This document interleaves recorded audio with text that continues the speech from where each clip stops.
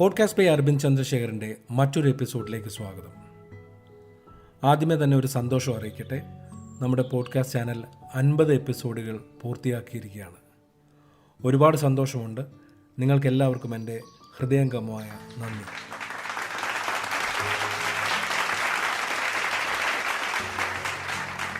ആ കേട്ടത് നിങ്ങൾക്ക് ഓരോരുത്തർക്കുമുള്ള കയ്യടികളാണ്.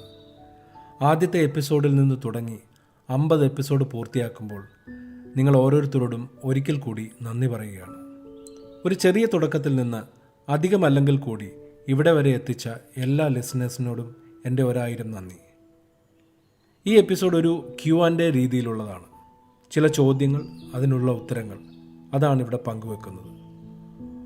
പോഡ്കാസ്റ്റ് ബൈ അരവിന്ദ് ചന്ദ്രശേഖരൻ്റെ ഇൻസ്റ്റാഗ്രാമിലും ഫേസ്ബുക്ക് പേജിലും കൂടി പലപ്പോഴായി ലഭിച്ച ചില ചോദ്യങ്ങളാണ് ഈ എപ്പിസോഡിൽ ഉൾപ്പെടുത്തിയിരിക്കുന്നത്. നമുക്ക് ചോദ്യങ്ങളിലേക്ക് പോകാം.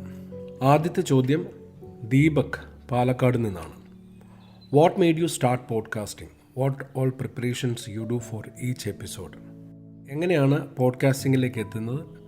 എന്തൊക്കെ പ്രിപ്പറേഷൻസ് ആണ് ഓരോ എപ്പിസോഡിന് മുമ്പ് ചെയ്യുന്നത്? പോഡ്കാസ്റ്റിങ്ങിലേക്ക് എത്തുന്നതിനെക്കുറിച്ചുള്ളൊരു സ്റ്റോറി ഞാൻ എൻ്റെ 18ാമത്തെ എപ്പിസോഡിൽ പറഞ്ഞിട്ടുണ്ട്. ഇൻ്റർനാഷണൽ പോഡ്കാസ്റ്റ് ഡേയോടനുബന്ധിച്ചിട്ടുള്ള ആ എപ്പിസോഡിൽ എങ്ങനെയാണ് എത്തിയതെന്നും ആദ്യത്തെ എപ്പിസോഡുകളിലേക്ക് വന്നത് എങ്ങനെയാണെന്നൊക്കെ വളരെ ഡീറ്റെയിൽഡായിട്ട് പറഞ്ഞിട്ടുണ്ട്. എങ്കിലും ഒന്നുകൂടി പറയാം. ശരിക്കും ലോക്ക്ഡൗണിൻ്റെ സമയത്ത് ഒരു ആക്ടിവിറ്റി എന്നുള്ള രീതിയിലാണ് പോഡ്കാസ്റ്റിങ്ങിലേക്ക് വന്നത്. കഴിഞ്ഞ വർഷം ഇതേ സമയത്ത് ഈ സമയത്ത് തന്നെ ചെയ്തു തുടങ്ങിയ സമയത്ത് എന്തെങ്കിലും ഒരു കാര്യം ആക്ടിവിറ്റിയിലേക്ക് ഇൻവോൾവ് ആവണം എന്നുള്ള രീതിയിൽ തുടങ്ങി വെച്ചു. അത് ഈ ഒരു 50 എപ്പിസോഡുകളിലേക്ക് എത്തുമെന്നൊന്നും വിചാരിച്ചു തുടങ്ങിയതല്ല. പക്ഷേ കൺസിസ്റ്റൻ്റായിട്ട് ചെയ്തു. എല്ലാ ആഴ്ചയും ഒരു എപ്പിസോഡ് ചെയ്യണമെന്ന് ആഗ്രഹം ഉണ്ടായിരുന്നു. അങ്ങനെ ഒരു തീരുമാനം ചില ആഴ്ചകളിലൊക്കെ അത് ബുദ്ധിമുട്ടായിട്ട് വന്നിട്ടുണ്ട്. പക്ഷേ എങ്കിലും 50 എപ്പിസോഡിൽ ഇപ്പോൾ കഴിഞ്ഞിരിക്കുകയാണ്. ഒരു 2 വർഷം മുമ്പ് ഞാൻ എൻ്റെ വോയിസ് റെക്കോർഡ് ചെയ്ത് പല ടോപ്പിക്കുകളെക്കുറിച്ചുള്ള കാര്യങ്ങൾ ഞാൻ എൻ്റെ സുഹൃത്തുക്കൾക്ക് അയച്ചു കൊടുക്കുമായിരുന്നു. അതായിരുന്നു എൻ്റെ ആദ്യത്തെ ഒരു തുടക്കം. ഈ ഒരു ഫോർമാറ്റിലേക്ക്, അല്ലെങ്കിൽ പോഡ്കാസ്റ്റിൻ്റെ ഫോർമാറ്റിലേക്ക് മാറ്റാൻ തുടങ്ങിയിട്ട് ഇപ്പോൾ മുമ്പ് പറഞ്ഞതുപോലെ 1 വർഷം ആകുന്നതേ ഉള്ളൂ. ഓരോ എപ്പിസോഡിന് മുമ്പുള്ള പ്രിപ്പറേഷൻസ്, അതിനെക്കുറിച്ച് അങ്ങനെ ഒരു ഏത് എപ്പിസോഡ് ചെയ്യണമെന്നുള്ളതിനെക്കുറിച്ച് ഒരു ധാരണ എല്ലാ മാസവും ഉണ്ടാക്കി വെക്കാറുണ്ട്. ചില ഇമ്പോർട്ടൻ്റ് ആയിട്ടുള്ള ദിവസങ്ങൾ നമുക്ക് വരാറുണ്ട്.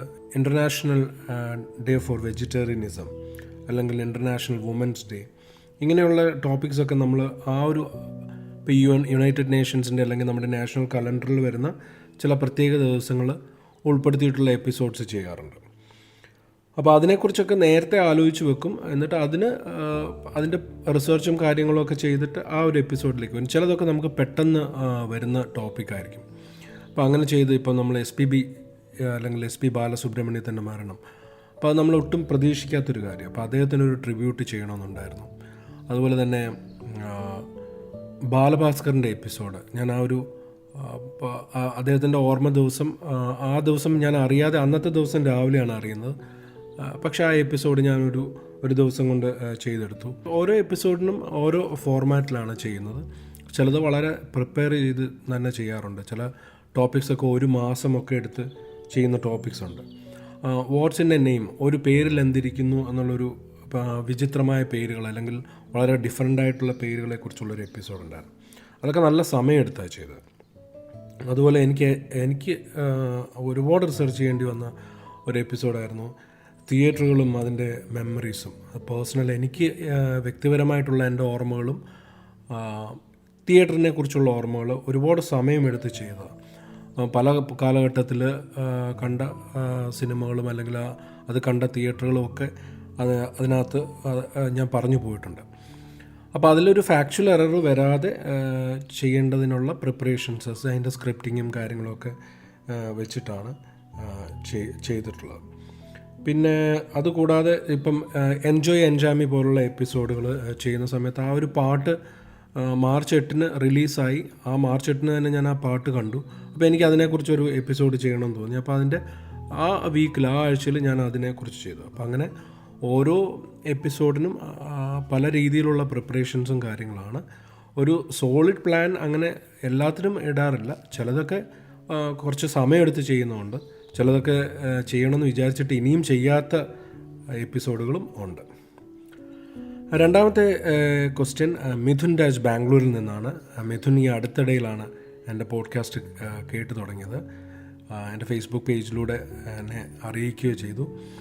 മിഥുൻ ചോദിക്കുന്നത് എന്താണ് ഓരോ എപ്പിസോഡിനും ഉള്ള പ്രിപ്പറേഷന് മോട്ടിവേറ്റ് ചെയ്യുന്നത് എന്താണ്, ഏതാണ് ഏറ്റവും കൂടുതൽ ഫേവററ്റ് ആയിട്ടുള്ള എപ്പിസോഡ്, 50 എണ്ണം ചെയ്തതിൽ ഏറ്റവും കൂടുതൽ ഫേവററ്റ് ആയിട്ടുള്ളതാണ്, which is the one closest to your heart.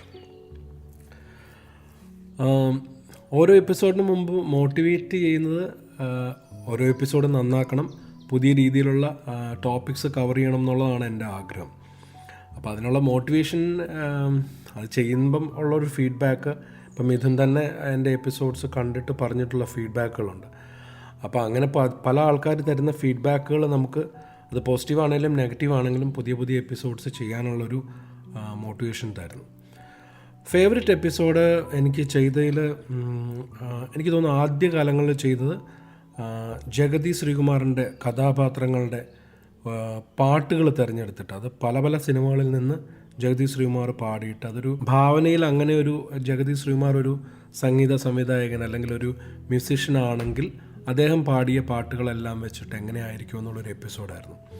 എനിക്ക് തോന്നുന്നു അത് ഒരുപാട് ആളുകൾ കേൾക്കുകയും ഇഷ്ടപ്പെടുകയും ചെയ്തൊരു എപ്പിസോഡാണ്.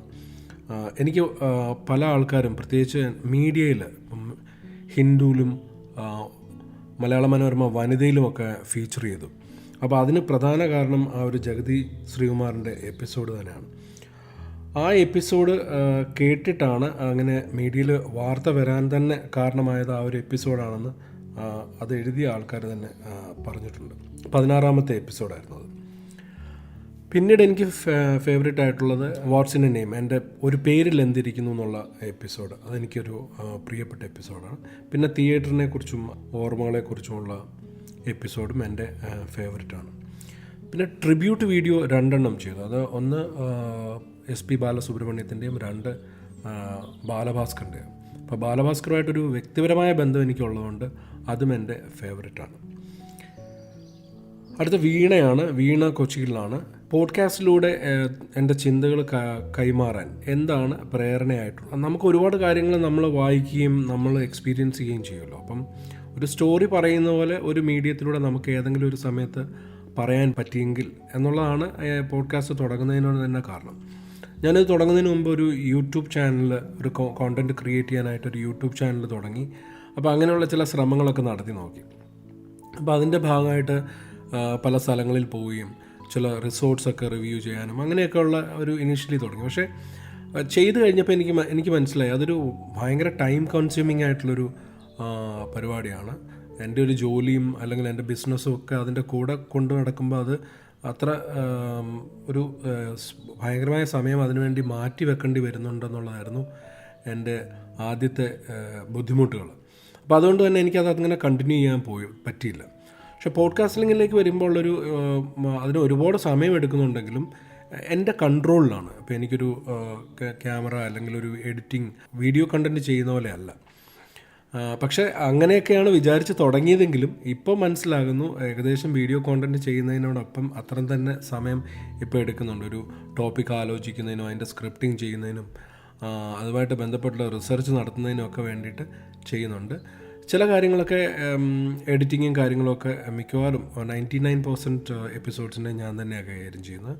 പക്ഷേ ചില എപ്പിസോഡ്സൊക്കെ മ്യൂസിക് മിക്സ് ചെയ്യുകയൊക്കെ ചെയ്യേണ്ടി വരുമ്പോൾ എനിക്ക് എൻ്റെ സപ്പോർട്ട്, കുറച്ചുകൂടെ അറിയാവുന്ന ആൾക്കാരുടെ സപ്പോർട്ട് ചെയ്യേണ്ടി വരാറുണ്ട്. അപ്പം ഇതൊക്കെ ഇങ്ങനെയുള്ള എൻ്റെ ഒരു ക്രിയേറ്റീവായിട്ടുള്ളൊരു ചില തോട്ട്സും കാര്യങ്ങളുമൊക്കെ എക്സ്പ്രസ് ചെയ്യാനുള്ള പറ്റും എന്നുള്ളൊരു പ്ലാറ്റ്ഫോം ആയതുകൊണ്ടാണ് പോഡ്കാസ്റ്റിലേക്ക് വരുവാനുള്ളൊരു പ്രേരണ ഉണ്ടായത്. രണ്ടാമത്തെ ചോദ്യം വീണ തന്നെ ചോദിച്ചിരിക്കുന്നത് കൺസിസ്റ്റൻ്റായിട്ട് ചെയ്യുന്നതിൻ്റെ എന്താണ് കൺസിസ്റ്റൻ്റായിട്ട് ചെയ്യുന്നതിനുള്ളൊരു പ്രേരണ. ഇത് മുമ്പേ പറഞ്ഞതുപോലെ നമുക്ക് കിട്ടുന്ന ഫീഡ്ബാക്ക് നമ്മൾ ആളുകൾ കേൾക്കുമ്പോൾ അത് അവരുടെ ലൈഫിനെ തൊടുന്നു അല്ലെങ്കിൽ അവർക്കത് റിലേറ്റ് ചെയ്യാൻ പറ്റുന്നു എന്ന് നമ്മൾ കേൾക്കുമ്പോൾ നമുക്ക് ചെയ്യാതിരിക്കാൻ പറ്റില്ല.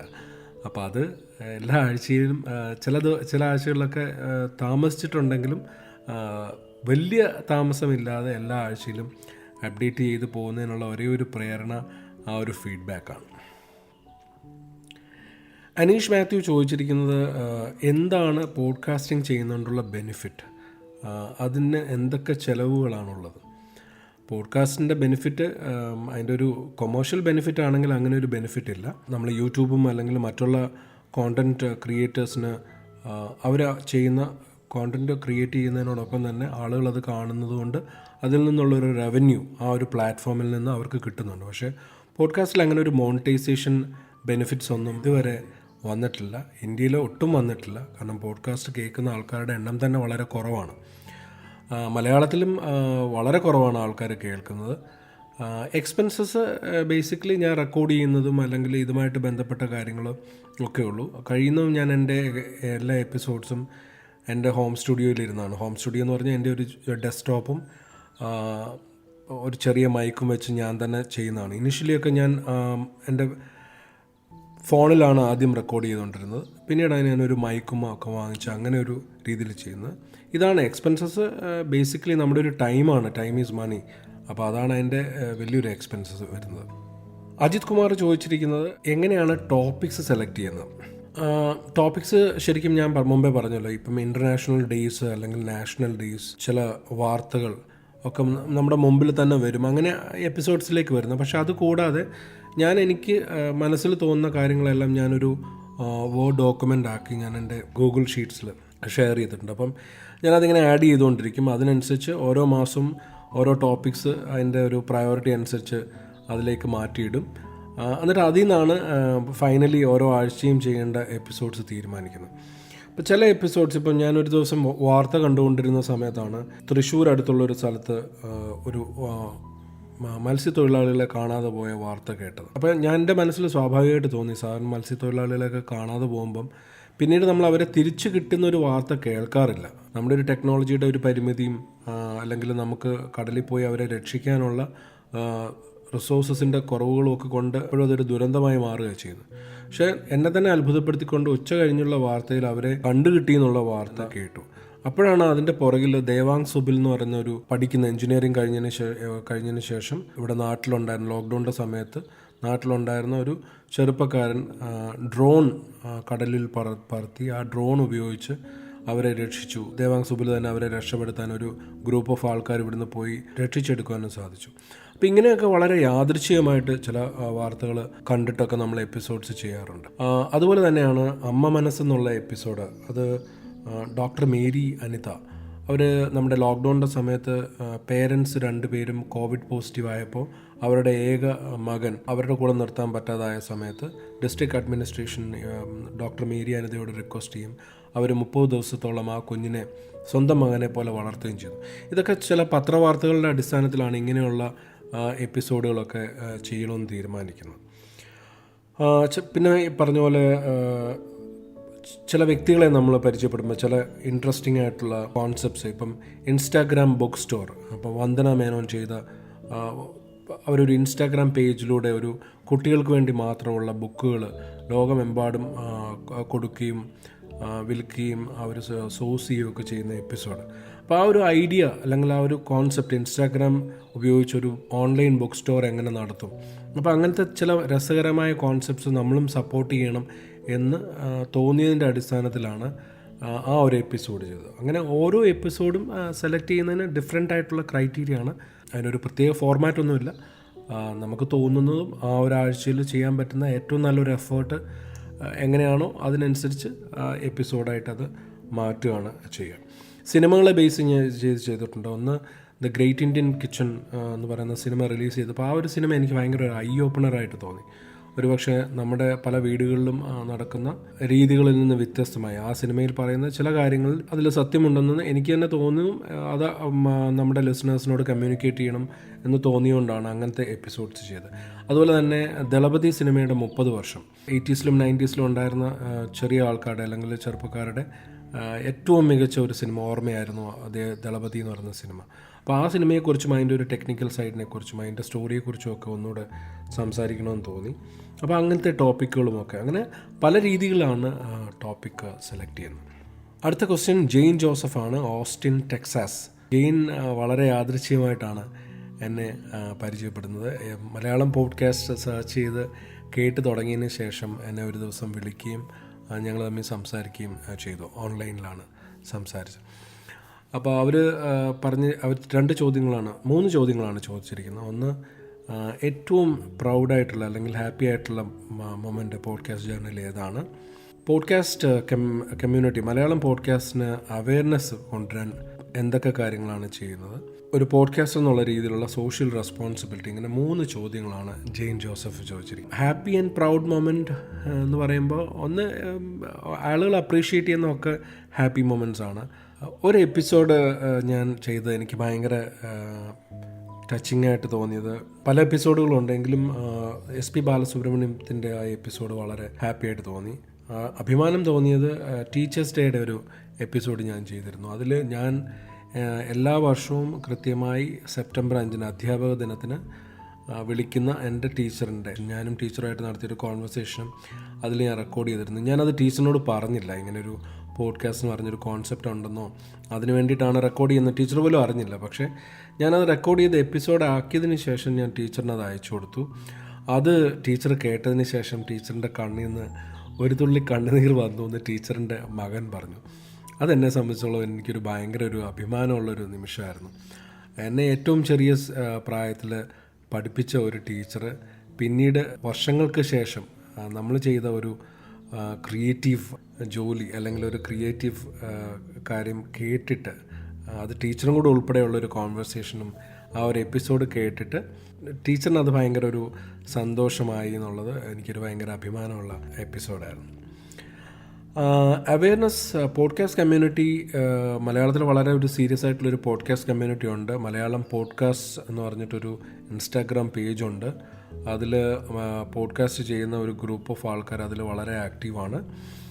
സ്ഥിരമായി ആക്ടിവിറ്റീസും സ്ഥിരമായി ഡിസ്കഷൻസും ഇൻട്രാക്ഷൻസും ഒക്കെ അതിൻ്റെ പേരിൽ നടക്കുന്നുണ്ട്. ചില സൺഡേസിലും ഞായറാഴ്ചകളിലും, പ്രത്യേകിച്ച് ഞായറാഴ്ചകളിലും അവധി ദിവസങ്ങളിലും ഒക്കെ ചെറിയ രീതിയിലാണെങ്കിലും അതിലൂടെ പല കമ്മ്യൂണിക്കേഷൻസ് നടക്കുന്നുണ്ട്. പോഡ്കാസ്റ്റ് എന്നുള്ള രീതിയിലൊരു സോഷ്യൽ റെസ്പോൺസിബിലിറ്റി, ഞാനങ്ങനെ ഒരു കോണ്ടൻറ്റ് ക്രിയേറ്റർ എന്നുള്ള രീതിയിലൊരു സോഷ്യൽ റെസ്പോൺസിബിലിറ്റി, അതിപ്പം നമ്മൾ കോണ്ടൻറ്റ് ക്രിയേറ്റർ ആണെങ്കിലും പോഡ്കാസ്റ്റർ ആണെങ്കിലും ഏത് രീതിയിലാണെങ്കിലും നമുക്കൊരു സോഷ്യൽ റെസ്പോൺസിബിലിറ്റി ഉണ്ട്. കഴിയുന്നതും സത്യസന്ധമായ അല്ലെങ്കിൽ ഫാക്ച്വൽ എറേഴ്സ് ഇല്ലാത്ത കാര്യങ്ങൾ പ്രസൻറ്റ് ചെയ്യുക. നമ്മളൊരു കമ്മ്യൂണിറ്റിയോട് സംസാരിക്കുമ്പം എപ്പോഴും ആ കമ്മ്യൂണിറ്റിക്ക് ഗുണമുണ്ടാകുന്ന കാര്യങ്ങൾ സംസാരിക്കുക, തെറ്റായ വിവരങ്ങൾ നൽകാതിരിക്കുക, റിലീജിയനും പൊളിറ്റിക്സിനെയും കുറിച്ചുള്ള കാഴ്ചപ്പാടുകൾ, വ്യക്തമായ കാഴ്ചപ്പാടുണ്ടെങ്കിലും നമ്മളതൊരു പബ്ലിക് പ്ലാറ്റ്ഫോമിൽ ഡിസ്കസ് ചെയ്യാതിരിക്കുക. ഇതൊക്കെയാണ് ഒരു സോഷ്യൽ റെസ്പോൺസിബിലിറ്റി എന്ന് പറയുമ്പം എനിക്ക് പെട്ടെന്ന് ഓർമ്മ വരുന്നത്. അതിനേക്കാൾ കൂടുതലൊരു സോഷ്യൽ റെസ്പോൺസിബിലിറ്റി അല്ലെങ്കിൽ അങ്ങനെ ഒരു സാമൂഹിക ഉത്തരവാദിത്വം ഞാൻ ഇതുവരെ ചിന്തിച്ചിട്ടില്ല. ചിലപ്പോൾ ഭാവിയിൽ അങ്ങനെ എന്തെങ്കിലും ഒരു സീരീസോ എന്തെങ്കിലുമൊക്കെ ചെയ്യാൻ പറ്റുകയാണെങ്കിൽ, അത് നമ്മളുടെ ഒരു സമൂഹത്തിനെ അല്ലെങ്കിൽ ഒക്കെ മാറ്റാൻ പറ്റുന്ന രീതിയിൽ അല്ലെങ്കിൽ അവരെ ചിന്തിപ്പിക്കാൻ പറ്റുന്ന രീതിയിലുള്ളൊരു സീരീസ് ചെയ്യാൻ പറ്റുകയാണെങ്കിൽ നന്നായിരിക്കും തോന്നുന്നുണ്ട്. UK അനീഷ് മാത്യു എന്നോട് അതിനെക്കുറിച്ച് പറയാറുണ്ട്. പ്രത്യേകിച്ച് അനീഷ് നമ്മളെ നാട്ടിൽ വരുമ്പോൾ കാണുന്ന പല കാര്യങ്ങളെക്കുറിച്ചും അഭിപ്രായ വ്യത്യാസങ്ങളുണ്ടാകും. അപ്പോൾ അതിനെക്കുറിച്ചുള്ള ചില കാര്യങ്ങൾ ചെയ്യണമെന്ന് എന്നോട് റിക്വസ്റ്റ് ചെയ്തിട്ടുണ്ട്. പക്ഷേ നമ്മൾ കൂടുതൽ ജ്ഞാനമൊന്നും കൊടുക്കാൻ ഉദ്ദേശിക്കുന്നില്ലാത്തതുകൊണ്ടും എൻ്റർടൈൻമെൻറ്റാണ് അല്ലെങ്കിൽ എൻ്റർടൈൻമെൻറ്റ് സ്വഭാവമുള്ള ഇൻഫോർടൈൻമെൻറ്റ്, കുറച്ചുകൂടെ പറയുകയാണെങ്കിൽ ഇൻഫോർടൈൻമെൻറ്റാണ് നമ്മൾ പോഡ്കാസ്റ്റിലൂടെ ഉദ്ദേശിക്കുന്നത്. ഏതെങ്കിലും അതിന് പറ്റുന്നൊരു സമയം വരുമ്പോൾ അങ്ങനത്തെ ഒരു സീരീസ് തുടങ്ങണമെന്ന് ആഗ്രഹമുണ്ട്. രാജശ്രീ ചോദിക്കുന്നത്, ആരൊക്കെയാണ് ലിസണേഴ്സ്? ഏതൊക്കെ രാജ്യങ്ങളിൽ, from which all country people listen to you? ഏതൊക്കെ രാജ്യങ്ങളിൽ നിന്നാണ് ആളുകൾ കേൾക്കുന്നത്? ലിസണേഴ്സ് ആരൊക്കെയാണ് ചോദിക്കുന്നത്.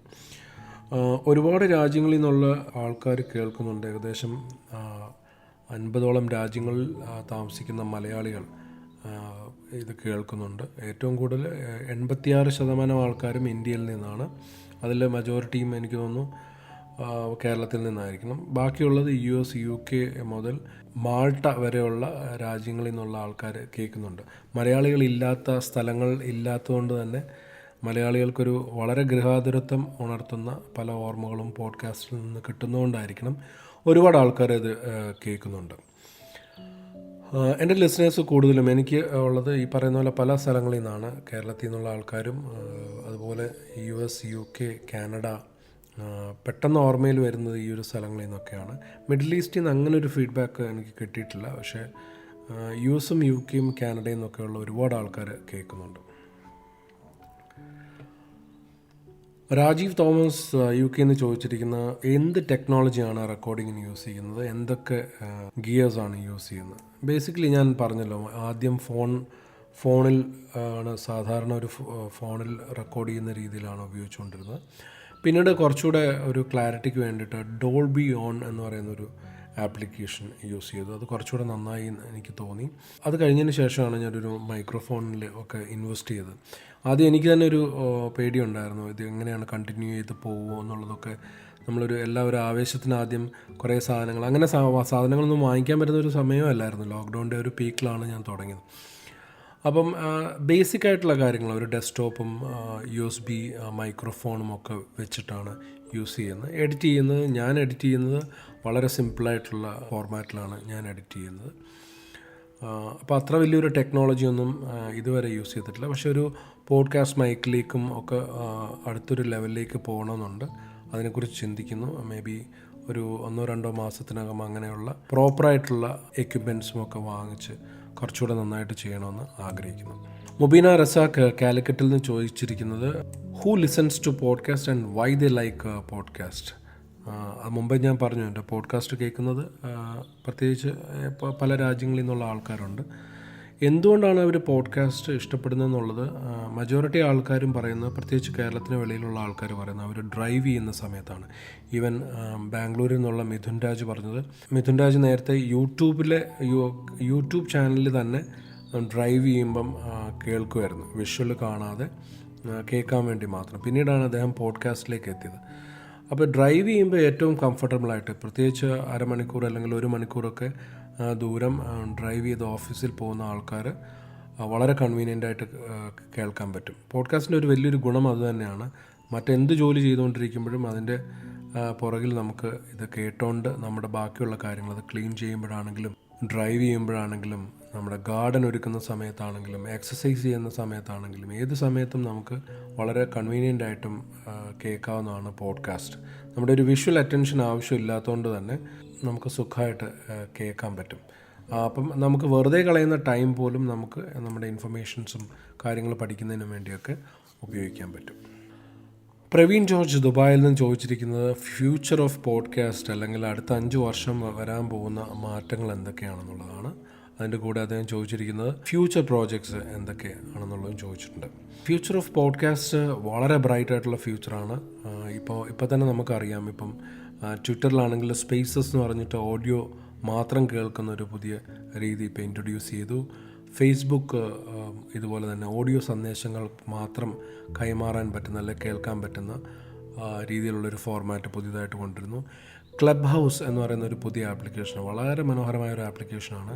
ഇപ്പോൾ അത് iOS-ൽ മാത്രമേ ഉള്ളൂ, ആപ്പിൾ യൂസേഴ്സിന് മാത്രമേ അത് ഉപയോഗിക്കാൻ പറ്റുള്ളൂ. ഞാനിപ്പോൾ അടുത്തിടയിൽ ഉപയോഗിച്ചിട്ടുള്ള ആപ്ലിക്കേഷൻസിൽ ഏറ്റവും മനോഹരമായിട്ടുള്ളൊരു ആപ്ലിക്കേഷനാണ്. അപ്പം അതൊരു പോഡ്കാസ്റ്റിൻ്റെ ഫോർമാറ്റിലാണ്. ഓഡിയോ മാത്രമേ അതിലുള്ളൂ. ഇൻട്രാക്ഷനും ഡിസ്കഷൻസും ഒക്കെ ചെയ്യാവുന്ന വലിയൊരു പ്ലാറ്റ്ഫോമാണ്.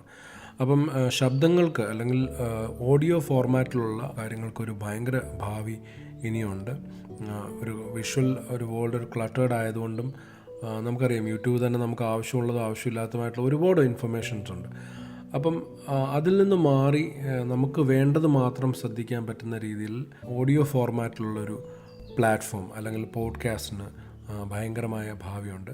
അടുത്ത 5 വർഷങ്ങൾക്കുള്ളിൽ നമ്മുടെ ഒരു ടെക്നോളജിയും അതേസമയം നമ്മുടെ ഇൻ്റർനെറ്റ് കണക്ടിവിറ്റിയും ഒക്കെ വളരെ വലിയൊരു രീതിയിൽ മാറാൻ പോവാണ്. ടെക്നോളജിയും ഫോണുകളും എല്ലാം മാറാൻ പോവാണ്. അപ്പം അതുകൊണ്ട് തന്നെ പോഡ്കാസ്റ്റിനൊരു ഭയങ്കര വലിയ ഫ്യൂച്ചറുണ്ട്. മലയാളത്തിൽ പ്രത്യേകിച്ചും ഫ്യൂച്ചറുണ്ട്. ഞാൻ എപ്പോഴും പറയുന്നൊരു കാര്യമുണ്ട്, നമ്മൾ റേഡിയോയെ സ്നേഹിച്ചിരുന്ന ആൾക്കാരാണ് മലയാളികൾ.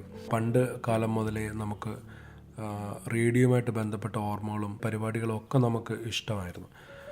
റേഡിയോയിലുള്ള ഒരേ ഒരു കാര്യം, നമുക്കിഷ്ടമുള്ളതും ഇല്ലാത്തതുമായിട്ടുള്ള കോണ്ടൻറ്റ് അതിൽ വരും. പക്ഷേ പോഡ്കാസ്റ്റിൽ അങ്ങനെയല്ല, നമുക്കിഷ്ടപ്പെട്ട ചാനൽ, അതിപ്പം ഏത് രീതിയിൽ ഇപ്പോൾ ഹെൽത്തും ഫിറ്റ്നസ്സും മാത്രമായിട്ട് കേൾക്കണമെങ്കിൽ അത് മാത്രം ശ്രദ്ധിച്ചാൽ മതി.